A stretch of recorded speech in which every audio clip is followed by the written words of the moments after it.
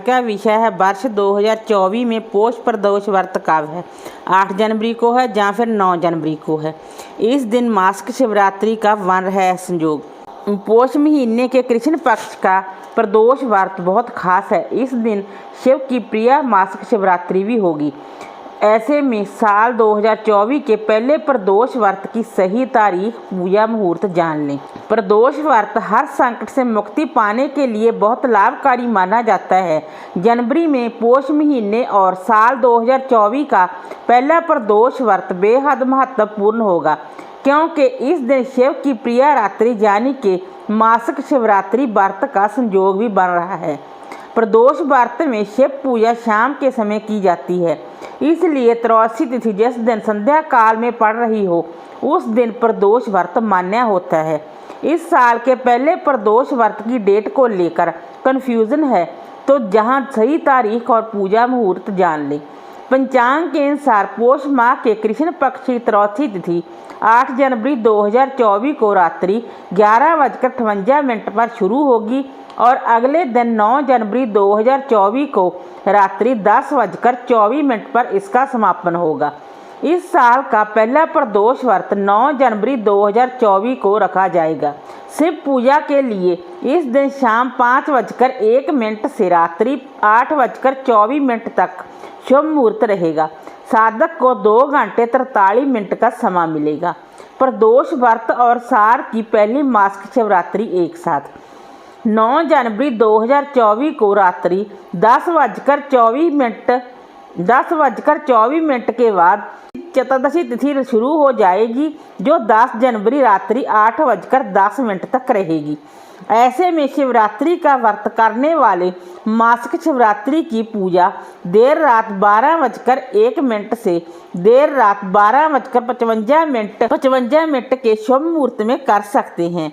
प्रदोष व्रत और मासिक शिवरात्रि व्रत का संयोग पूर्व जन्म के पापों एवं कष्टों एवं पापों से मुक्ति पाने के लिए बहुत लाभकारी होता है। ऐसे में शिव पूजा करने वालों को दुगना फल मिलता है, दुगना लाभ होता है। वहीं ये प्रदोष व्रत होगा जो स्वास्थ्य संबंधी समस्याएं और समृद्धि के लिए किया जाता है। प्रदोष व्रत की पूजा विधि। शास्त्रों के अनुसार प्रदोष व्रत के दिन सुबह जल्दी उठें, स्नान करें, शुद्ध वस्त्र पहनें। सबसे पहले आप सूर्य देव को जल अर्पित करें। उसके बाद आप तुलसी पूजन करें। उसके बाद आप दैनिक पूजा करें। उसके बाद आप प्रदोष व्रत की पूजा शुरू करें। सबसे पहले आप भगवान शिव के सामने बैठकर व्रत का संकल्प करें। संकल्प लेते समय आप हाथ में जल, पुष्प और चावल रखें और भगवान शिव को कहें कि हे भगवान, मैं आज प्रदोष व्रत रखने जा रही हूँ, तो मेरे इस व्रत को निर्विघ्न पूर्ण करें और मेरी समस्त मनोकामनाएं शीघ्र अतिशीघ्र पूरी करें। इस तरह बोलकर तीनों चीज़ों आप जमीन पर गिरा दें और व्रत की शुरुआत करें। उसके बाद आप शिव मंदिर जाएं। शिवलिंग पर गंगा जल से विधि पूर्वक जल अभिषेक करें। अगर आपके पास गंगा जल नहीं है तो आप सिर्फ जल भी अर्पित कर सकते हैं। विधि पूर्वक जलाभिषेक करें। शिवलिंग पर श्वेत चंदन लगाकर फल फूल बेलपत्र चढ़ाएं। दीपक जलाकर शिव मंत्रों का जाप व आरती करें। व्रत कथा पढ़ें या सुनें और भगवान शिव को भोग लगाकर प्रसाद बांटें। इस तरह आप भगवान शिव जी भोलेनाथ जी की पूजा करें। अब मैं बात करूंगी, अगर आप पहली बार व्रत शुरू करना चाहते हैं तो क्या आप पहली बार इस प्रदोष व्रत से अपने व्रत को उठा सकते हैं या नहीं। देखिए दोस्तों, अब माल मास लगा हुआ है। माल मास लगा होने के कारण आप इस बार प्रदोष व्रत नहीं उठा सकते।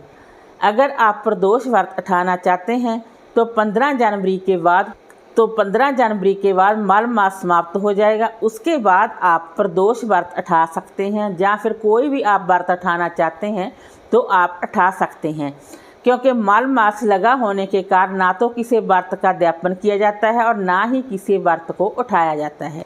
इस बात का आप ध्यान रखें। माल मास के समाप्त होने के बाद या माल मास लगने के पहले आप व्रत की शुरुआत भी कर सकते हैं और व्रत का अध्यापन भी कर सकते हैं।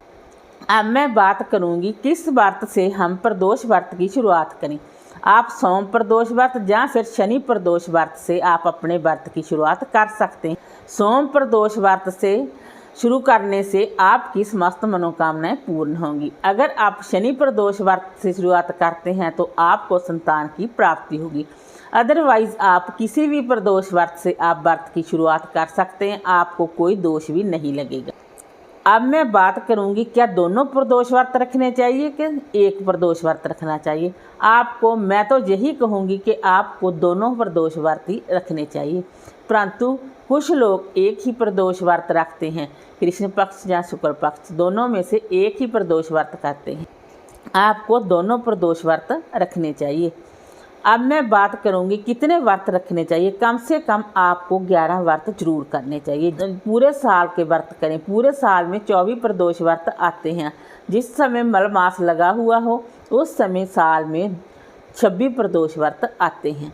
आपको पूरा साल प्रदोष व्रत पूर्ण करके उसके बाद आपको उद्यापन करना चाहिए। इस व्रत की पूजा आप घर पर भी कर सकते हैं या फिर आप मंदिर में भी कर सकते हैं। जैसा आपको ठीक लगे आप वैसा कर सकते हैं।